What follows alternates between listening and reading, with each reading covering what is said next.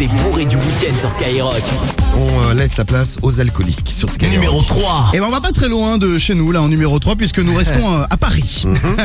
Ivre sur un scooter électrique qu'il avait loué, un avocat, rien que ça, a percuté un policier et du coup bien il a présenté un faux permis. Le policier le policier saisissait le conducteur lui demandant de le suivre jusqu'au commissariat. L'homme a redémarré son deux roues, il a traîné l'agent de police sur 3 à 4 mètres donc c'est quand même assez sérieux.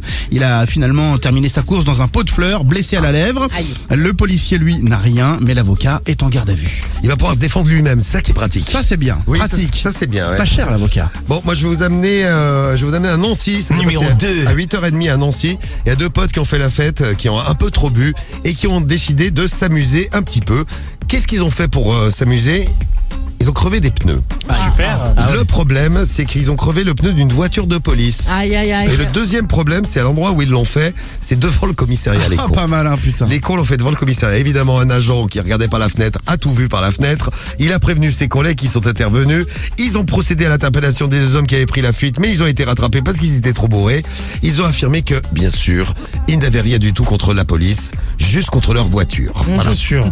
Bon, ils expliqueront ça devant le juge. Ils ont été remis en liberté. Convocation au tribunal et obligation d'indemnisation. Eh ben oui, faut pas crever les voitures des voitures. Policiers. Faut payer. Les pneus des voitures, surtout des voitures de police. Ouais. Et alors là, attention, pour la place numéro 1, on va rue de l'Abreuvoir. Numéro 1. Ça ne s'invente pas.